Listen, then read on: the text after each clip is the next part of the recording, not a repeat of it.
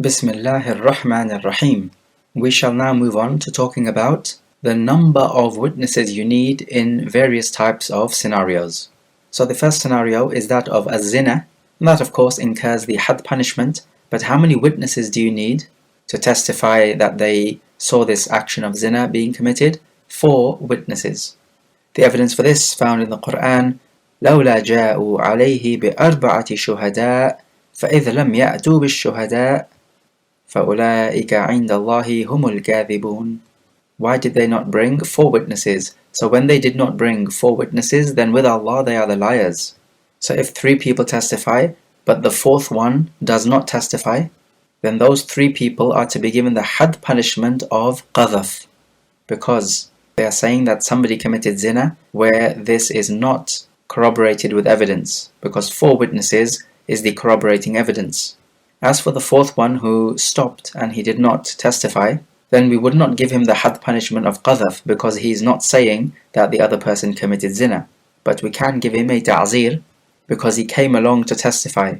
And so for him to do that is wrong if he's not actually going to testify. And this testimony, how must it be? It mustn't just be that you saw them both, let's say, in bed together.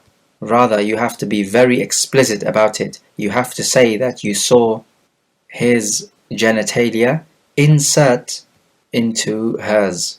So it is the penetration which counts. It is not merely touching each other or kissing or being physically in bed with each other. This is not zina. Zina is the actual penetration itself. This is what must be described in the testimony. So just think about this. Not only do we need 4 witnesses, but they must each say that they saw the penetration occur. How hard is this going to be? It would have to be near impossible. And so we find that the had punishments for zina which have been given because of an iqrar, a confession, not because of witnesses. People confess because they want to take this punishment in this life rather than the hereafter. And this is from their level of taqwa which they do have. As for a kafir, he will never understand why any person would rather take his punishment in this life than in the hereafter. And the reason for this is because they don't believe in the hereafter in the very first place. And these witnesses must be men. They are not allowed to be women. And we do not say 2 women for 1 man, so that 8 women witnessing to a case of zina. Would we accept this? The answer is no, we would not. In had punishments, the testimony of women is not accepted, no matter how many they may be. And we say these must be men, not boys, so they must be baligh. So if 3 men testify and 1 boy testifies who has not reached bulugh yet, then does this prove zina? The answer is no, it does not. What about if people come to testify that a certain person has acknowledged or confessed to committing zina? How many witnesses would we need for this particular scenario? So this scenario is not about actually committing zina, it's about confessing to committing zina. So from the ulama are those who would say that you need 4 witnesses for this also, because confession does lead to the had punishment. And because the had punishment is involved, we would need 4 witnesses.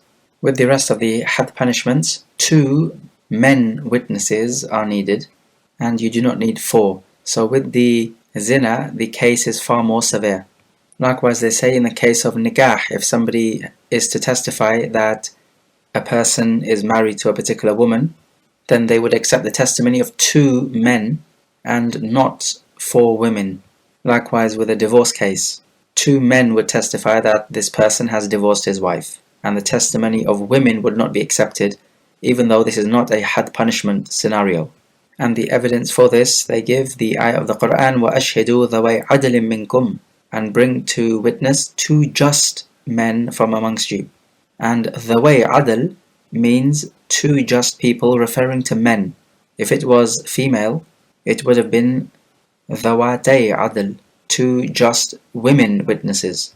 With regards to zina, if you have to testify that a person has confessed to committing zina, then we said that from the opinions is that 4 witnesses are needed, just like the actual act itself. 4 witnesses are needed to testify. But another opinion amongst the scholars is that with a confession case, 2 men witnesses would be needed, and that would suffice, because this is not giving a testimony to the act itself, rather it is giving a testimony pertaining to a confession, and a confession of committing zina is not exactly the same as the act of zina itself. So these are two opinions on that matter.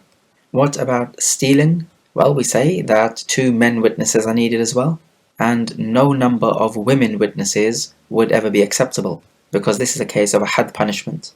And in those cases in which there is a qisas, we accept the testimony of 2 men. So for example, in the case of mudiha, which is when you strike the head, exposing the bone, then there is qisas on this, because it is safe to take qisas. So with the qisas, we accept the testimony of 2 men. However, with the ma'muma, which is an injury on the head which leads to the front of the brain, we cannot take qisas because we cannot be safe that we would transgress the limit. So in a case like this, only a blood money can be given. Okay, what about a nasab or blood relations? If a person claims that this boy is his son, his claim would not be accepted unless we have 2 men witnesses. This would be in a case where we don't have DNA testing, so this would be back in the day. And this is because this type of situation does not involve wealth, and neither does it involve punishment, as in a had punishment. So in a case like this, we accept the testimony of 2 just men. Likewise, the case of wala, a person claims that such and such a man is his freed servant, so he is entitled to the servant's inheritance after he dies, and he leaves no other family member behind. So this type of claim, if he does not have any evidence, would require 2 men witnesses. Or a wasiyah not involving wealth. So for example, a man says he gives a wasiyah to a particular person, that person would look after his children after he dies. So this type of order which he gives does not involve money, and so in order to establish this wasiyah, we would need the testimony of 2 men witnesses. When it comes to matters pertaining to wealth, for example trade or a loan or a pledge or something which is usurped, or a leasing contract or waqf, or the musaqa or muzara'a, or the sharika, which is the partnerships, then it should be known first of all that these types of financial issues occur more often than had punishment issues or other non-financial issues. And so for this reason, the Sharia is more flexible when it comes to who or how many people can testify. So we would accept the testimony of 2 men witnesses who are just. We could accept the testimony of 1 man and 2 women, or we could accept the testimony of the claimant, or we could accept the claim of the claimant if he takes an oath to what he is saying, and 1 witness. And we took the narration for this earlier on. So these are 3 possibilities. But what about 4 women witnesses in a financial matter? Because we just said 1 man and 2 women, but what about with the second man we replace him with 2 women, making 4 women? So some scholars to this say no, because the Quran says فَإِن لَمْ يَكُونَ رَجُلَيْنِ فَرَجُلٌ وَامْرَأَتَانِ مِمَّنْ تَرْضَوْنَ مِنَ الشُّهَدَاءِ. If 2 men are not possible, then 1 man and 2 women witnesses from those you are pleased with to be your witnesses. And likewise they say if he came with 1 woman witness and on top of that he took an oath, that would not suffice. Rather, his oath can only go with 1 male witness. Male, of course, meaning man in this case. Other scholars say that in all cases except for the had punishments, 2 women would equal to the testimony of 1 man. And they say that the narration in the Sahih is general, where the Prophet said, أَلَيْسَ شَهَادَةُ الرَّجُلِ بِشَهَادَةِ امْرَأَتَيْنِ.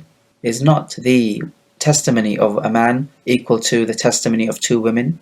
And so this is general. And Allah Jalla wa Ala also gives the reason why 2 women equal to 1 man. أَن تَضِلَّ إِحْدَاهُمَا فَتُذَكِّرَ إِحْدَاهُمَا الْأُخْرَى. If one of them forgets or says something wrong, then the other one can remind her, because women are more likely to get their testimony wrong than men are, because men are much more self-composed and have a better memory in cases like these, in testimonial affairs. Women, because they are swayed a bit more by their emotions, are likely to get things wrong. So this is the reason why Allah Jalla wa Ala gives in the Quran. He doesn't say that this is the case only for financial affairs. And this opinion seems to be a strong opinion, because it is going by the generality of the hadith, which is in the Sahih. The exception with the hudud is made out of precaution, because Allah says about the qadhaf, ثُمَّ لَمْ يَأْتُوا بِأَرْبَعَةِ شُهَدَاء. and then they do not bring 4 witnesses, and this is referring to male witnesses. Shaykh al-Islam Ibn Taymiyyah also says that it is possible to bring 1 woman witness and for the claimant to take an oath, just as it would be permissible to bring 1 male witness and for the claimant to take an oath. According to his opinion, we would accept this if the woman is sure about what she is saying. So if we accept this opinion, then this gives us yet more options. So we would have 2 men, or 1 man and 2 women, or 1 man and an oath from the claimant, or 4 women, or 1 woman and an oath from the claimant. So if we accept this opinion, then the situation becomes extremely flexible. When it comes to matters of wealth, it could be that we don't have any witnesses, but we could go by the qara'in or indications. So for example, to give an obvious one first, a man and a woman argue, to whom does this lipstick belong? The man says it belongs to me, the woman says it belongs to her. From the circumstantial evidence, from the indications that we have, we would say it belongs to the woman, because men do not use lipstick. Sometimes it could be a harder situation. For example, a mattress or a bed. Man says it belongs to him, woman says it belongs to her. Now, both men and women can use a bed. So here, we would have to investigate the issue further and look for indications to give us some clues. If circumstantial evidence tells us that it is likely to belong to one rather than the other, then we would give it to that person and he will take it or she will take it with an oath that it belongs to him or her. In cases of financial disputes, we can often return to the asl or the default position. So for example, we have a buyer and we have a seller. The buyer says that he bought this item from the seller and he's going to pay him the money after 1 year, so delayed payment. The seller says no, it was meant to be upfront right now. To whom does the asl or the default position belong? It belongs to the seller, because the default position is that there is no delayed payment and that the payment is made on the spot. So if now the buyer is claiming this, that he owes the money after a year, this is the claim, this is the da'wah, and it requires evidence. Otherwise, we give the ruling to the seller after his oath. What about a case of a loan? Person A says that he lent some money to person B. Person B denies it. Who is making the claim? Person A is making the claim because the asl is nobody lent anybody anything. What about if somebody makes a claim of the shartul khiyar, which is when you give the buyer some time to decide whether he wants to go ahead with the trade or not, and then within this time he has the right to annul the trade. Anybody making this claim is going against the asl, because the asl is no shartul khiyar was made or was agreed to. We do have many issues, the details of which you would only expect women to know about. So for example, if a woman has some bodily defect which can only be seen under her clothes, you wouldn't expect men to know about this, but other women may well do. If a woman testifies that a particular woman has, let's say, leprosy or some other condition like this under her clothes, then the husband of that woman does have the right, therefore, to annul the marriage contract. If he does annul the marriage contract, then he can take his mahar back from the one who deceived him. And we spoke about this in the Kitab Nikah. Or what about if the husband and wife have an argument, so the dispute is about whether the wife is a virgin or not. Perhaps the man stipulated that the woman be a virgin. If there is a dispute of this sort and a female witness comes in and testifies that the man's wife is a virgin, then we would accept her testimony, even though this is just one woman who is testifying. Because with these types of affairs, you wouldn't expect men to know much about, but you would expect women to know more about the details of an issue like this. Or for example, the menstrual cycle. Men do not normally know about the details of this, women do. So it could be that a woman claims that her iddah period after the divorce has ended because she has finished the 3 menstrual cycles. However, this time period seems to be short, and we doubt whether she could have finished 3 menstrual cycles in a period this short. We could, in a case like this, have a female witness to testify one way or the other. So in a case like this, we would accept the testimony of a single female witness. Or for example, matters of birth, a woman claims that the baby was stillborn, the husband disagrees, so if a female witness was to give testimony, we would accept this. Or for example, the wife says that the baby was born and he raised his voice and then he died. The husband says no, this did not happen. This issue would have an effect on the inheritance, of course, as we discussed before in our section on inheritance. If we brought a female witness to testify for this woman giving birth, then we would accept this testimony, because these are the things which you expect women to know about, and mainly women witness these types of affairs. So for example, if a woman is pregnant, her husband dies during her pregnancy, and then she gives birth to a male who raises his voice, so there is sign of life in him, and then he dies. Such a child will inherit. Now, if the husband who died had a brother, then if the child who is born, if he inherits, then the husband's brother will not inherit, because he will be kicked out. So we could have a situation where the husband's brother says, no, the child did not raise his voice, and the mother giving birth says, yes, he did raise the voice. So in a case like this, if a woman testified that the child did raise the voice, we would accept this testimony, and the brother cannot say, oh, but this is the testimony of a single female, and that we should not listen to her. No, we say we will listen to her, because this is the type of issue which women normally see and know about.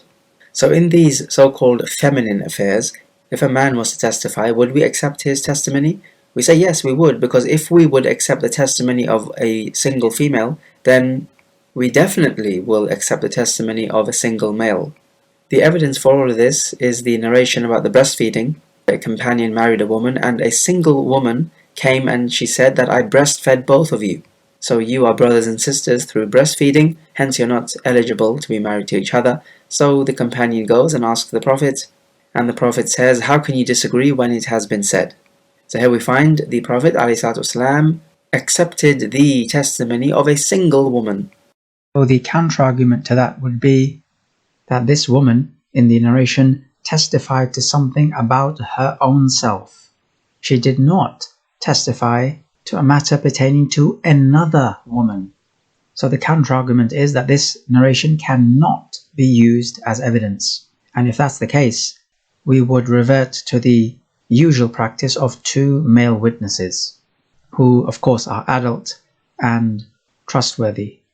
So the Qadhi has two routes to take here, and he may choose in accordance with his ijtihad. What about if we have a situation where a man claims that somebody killed the victim on purpose, and this claimant brings as his witness one single man and two women? We said in matters of qisas and had punishments, the testimony of women is not accepted, but in financial matters the testimony of women will be accepted. So would we accept then the testimony of one man and two women? Would this be ample evidence? The answer here is no, because when it comes to intentional killing, then the default ruling on intentional killing is that qawad is due, which is retaliation. And if retaliation is due, then we would not accept the testimony of women. If it was a financial situation, we would accept the testimony of women, even though somebody may ask, but even in an intentional murder, you could have blood money, could you not? You don't have to opt for the retaliation. So if it's a case of blood money, then this is a financial matter, hence we should accept the testimony of women. But we say the answer to that is with intentional killing, the default or the asl is that you have retaliation, and so therefore we do not accept the testimony of women. It's a similar case with the mudiha, the head injury which exposes the bone. The default position here is that you're allowed to take a retaliation because this can be safely done. Hence, in a case of mudiha, we would not accept the testimony of women. But what about this though, the damigha? The damigha, of course, is the head injury which exposes the bone but also crushes it or breaks it. Now with a damigha, we cannot take qisas because we cannot be safe that we'll do so without overstepping the limit. The damigha is worse than the munaqqila, because with the munaqqila, the injury moves the bone from its original position and it lays it bare. But with the damigha, it would lay the bone bare, move it from its original position and crush it. We cannot take a qisas here because we cannot be safe of overstepping the limit, so the only thing for this is blood money. And likewise with the ma'muma, which is the injury which leaves the front of the brain exposed, it's difficult to feel safe that we would not overstep the mark. So in a case like this, we would only have blood money. So now, only money is involved. There's no retaliation or qisas. So in a case like this, the testimony of women can be accepted with a ratio of 2 women to 1 man. So you can have 2 male witnesses, or you can also have, according to the stronger opinion, 4 female witnesses, because this is a financial situation. And this seems to be a strange situation we find ourselves in, because the damigha and ma'muma are far worse than the mudiha. But with the mudiha, we do not accept the female testimony. But with the worse crimes, which is the damigha and the ma'muma, we do accept their testimony. And this seems a little odd. What about a case of stealing? Because with stealing, the asl is that the hand is cut off. And this is not a financial matter. It is a physical punishment. So for example, a man claims that the other person stole £100 from him. We ask him where's the evidence, and he brings forth one man and two women to testify. With stealing, we have two types of actions to take. Firstly, the wealth must be returned, so this is a financial issue. Secondly, the hand is to be cut, and this is not financial. So with this type of witness, one man and two women, the financial aspect can be established so that the person accused has to pay back the £100. But can the had punishment be established? The answer is no. Because for the had punishment to be established, we would need two men. So with this, we have an interesting scenario in which the ruling is divided. Part of the ruling would be established and the other part would not be established. What about if a man claims that he has given his wife the khula' and he brings forth a man and two women to testify? Then khula' does involve wealth, of course. It is when the wife gives back the mahr to the husband and they are split up. So with these types of witnesses, the financial affair is settled so that we say to the woman that she has to give the wealth to the husband. But as for the splitting up of the husband and the wife, then this is established not through the witnesses but rather through the man's own confession. He has confessed against himself that he is now split up with the wife, and so she is not halal for him except with a new marriage contract. So if a man claims that he has given the khula', then actually he's confessing against himself that he is split up from his wife. So that's from one angle, but from the other angle, he is making a claim that his wife owes him the mahr. What about if we go the other way around? The woman makes a claim that there has been a khula' between her and her husband. Now the khula' can only be established through the testimony of two male witnesses, in accordance with the famous opinion of the Hanabila. So based upon this opinion, if she makes the claim of the khula' and she brings one man and two women, then according to the famous opinion of the Hanabila, this is not enough to establish the khula'. It needs to be two men witnesses. But can we say that the financial aspect is resolved? Here the ulama say that neither the khula' is established through these witnesses, nor the wealth returning. So the separation is not established, nor the wealth giving, meaning the woman giving the mahr back to the husband. But notice here, not even the wealth. And the reason for this is because giving the wealth, this is as a result of the khula'. But if the khula' itself is not established, then the mahr returning is also not established. Because if the roots of the tree are not present, then the branches certainly cannot be present. And the wealth here is the branch of the root, which is the khula'.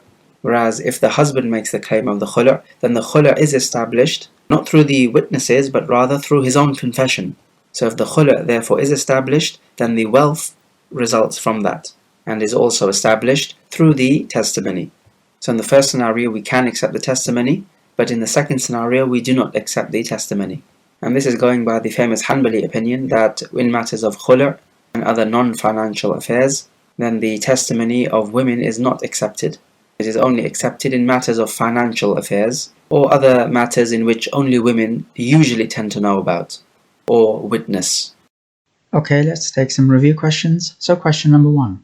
If a person testifies to zina and he states that he saw this man and this woman intimately together in bed, would this count as a testimony?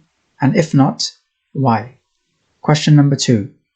What is the difference between the damigha and the mudiha injuries with respect to female witnesses? Question number 3.